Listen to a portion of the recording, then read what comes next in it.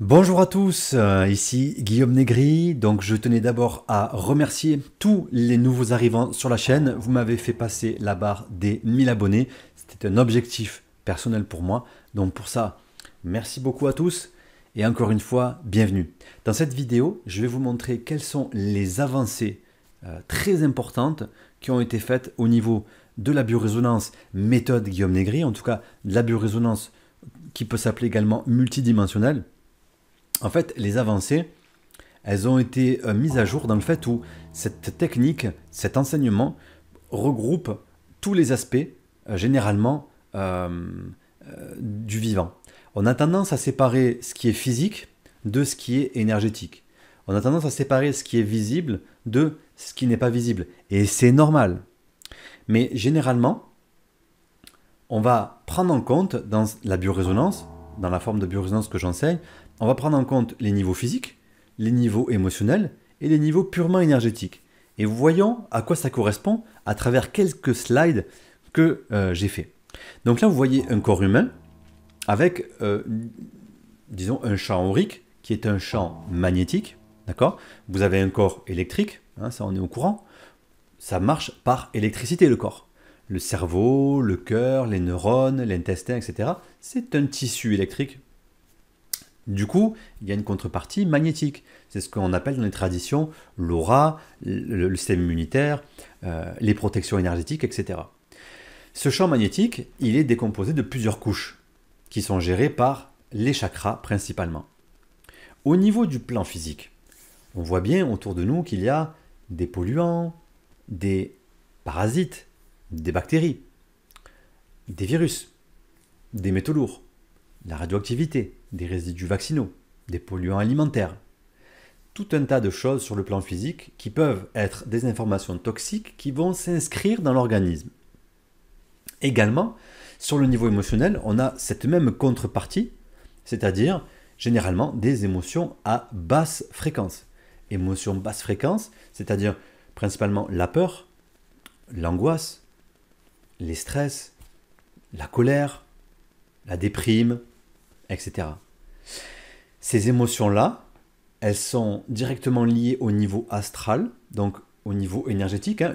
Une émotion n'est pas quelque chose que vous pouvez attraper par vos mains, vous pouvez simplement les ressentir dans votre véhicule physique, hein. Mais ce sont des informations que vous captez sur le niveau astral, et également les niveaux supérieurs de l'énergie, où là on va retrouver tout ce que la tradition nous indique comme étant des entités, des parasites, des défunts, des fantômes, des djinns, des vieilles mémoires. Ça peut être tout un tas de choses, disons, qui sont réservées à des domaines un petit peu flous, où on ne comprend pas vraiment ce que c'est, etc. Mais disons, ce sont les polluants, les parasites, des niveaux supérieurs. Maintenant, voyons un petit peu comment est-ce que ça s'inscrit dans l'organisme. En fait, comme je vous le disais au début, on a tendance à séparer ce qui est visible de non visible, de ce qui est le corps et de ce qui est l'énergie. Mais en fait, qu'est-ce que la matière? La matière, c'est de l'énergie, d'accord? C'est de l'énergie qui est concentrée. Tout le monde sait aujourd'hui, enfin tout le monde sait, je veux dire, la science montre parfois des bonnes choses, c'est-à-dire qu'elle ne fait que révéler des choses qui sont déjà connues depuis des millénaires, mais disons, quand vous touchez de la matière ou quand vous voyez de la matière, c'est de l'énergie, en fait, rien n'est solide, rien n'est dur, disons, rien n'est figé, c'est une circulation de l'énergie à un certain niveau de vitesse qui crée une illusion de matière stable et fixe. C'est comme quand vous regardez une ampoule électrique, vous avez l'impression qu'elle est allumée, alors qu'en fait, elle s'allume et elle s'éteint 50 fois par seconde, mais vous ne pouvez pas le voir. Eh bien, c'est pareil avec la matière. On pourrait dire que ça s'allume et ça s'éteint plusieurs milliers de fois par seconde, ce qui donne cette illusion de solidité et de stabilité. Donc la matière, c'est de l'énergie.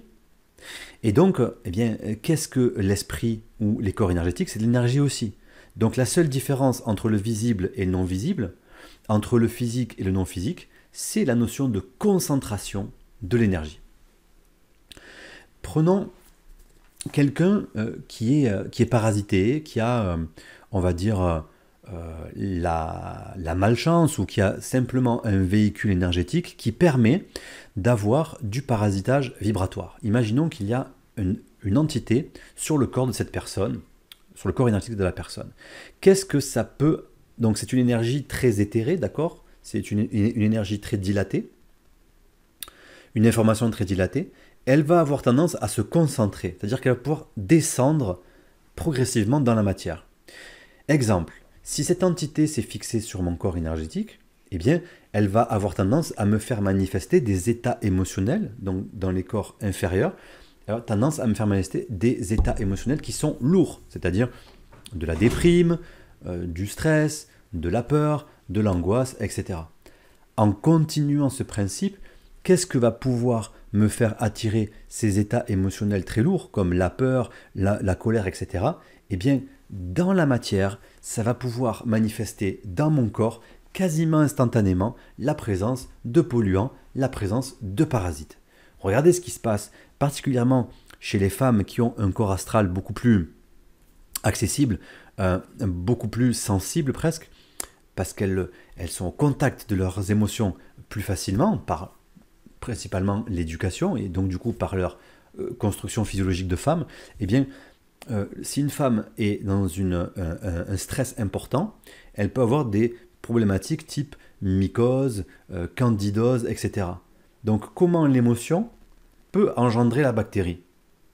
Vous comprenez que c'est une concentration de l'énergie, ça c'est issu de mes travaux de recherche, c'est-à-dire que si je vis une émotion lourde, eh bien l'énergie peut descendre instantanément dans la matière et modifier en créant tout de suite, ça peut être instantané en termes de fréquence, ça peut générer tout de suite une problématique qui va se ressentir dans une énergie plus concentrée, c'est-à-dire le corps. Inversement, ce que j'appelle la dilatation de l'énergie, parce que les forces sont toujours duelles, d'accord? Il y a toujours dilatation, concentration, plus et moins, jamais l'un ne peut aller sans l'autre.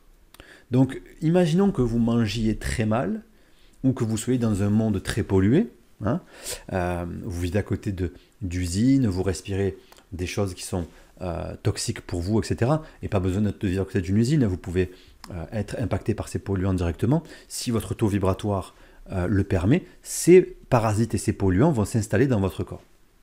Imaginons que votre corps, vous ne mangez pas correctement, vous avez un environnement qui est assez pollué, donc ça s'inscrit dans votre organisme, il y a des parasites, des virus, des bactéries et des polluants, des métaux lourds par exemple.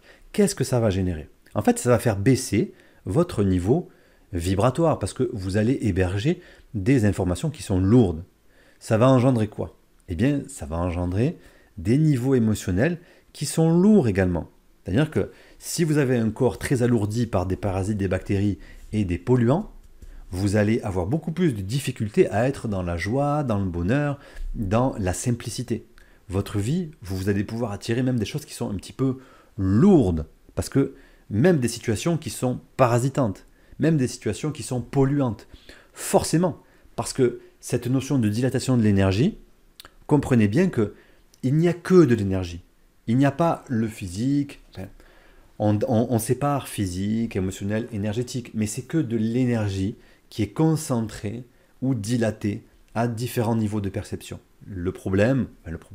L'illusion, disons, c'est que nous ne pouvons voir que ce qui est dans notre niveau de conscience. Notre niveau de conscience est manifesté par le corps physique que j'ai, et donc le corps physique que j'ai bien, capte une faible partie du spectre lumineux qui me fait croire que ce qu'il y a là, à l'extérieur de moi, existe indépendamment de moi, et qu'il y a de la matière et qu'il y a de la non-matière. Il n'y a qu'énergie à différents niveaux de circulation. Donc, ça fait engendrer des émotions négatives, et ces émotions négatives, eh bien, ça va attirer les parasites et les entités, parce que c'est leur nourriture. Donc, voyez un petit peu comment ça fonctionne. Les parasites énergétiques, type les entités, se nourrissent de vos émotions. Les parasites de votre corps physique sont manifestés également par vos émotions. D'accord? Donc, c'est très important de comprendre ces mécanismes de dilatation de l'énergie. Quand vous avez quelqu'un, par exemple, que vous accompagnez en biorésonance, que vous voyez qui est très pollué, Eh bien, par exemple, vous savez qu'elle peut avoir des entités qui créent ça. Inversement, si elle a des entités dans son corps, eh bien, elle peut avoir un corps physique qui manifeste des problématiques physiques, des maladies. C'est ce que nos ancêtres appelaient un corps sain dans un esprit sain. Un esprit sain dans un corps sain. Quand on travaille sur cette forme de biorésonance, avec la méthode que j'ai développée, il faut absolument prendre en compte tous ces domaines-là. C'est de la concentration et de la dilatation de l'énergie, et ainsi on ferme la boucle et on peut prendre en compte quasiment toutes les problématiques qu'on va rencontrer dans notre vie, c'est-à-dire des problématiques physiques, des problématiques émotionnelles et des problématiques type évolutive spirituelle. Merci pour votre écoute et à très bientôt.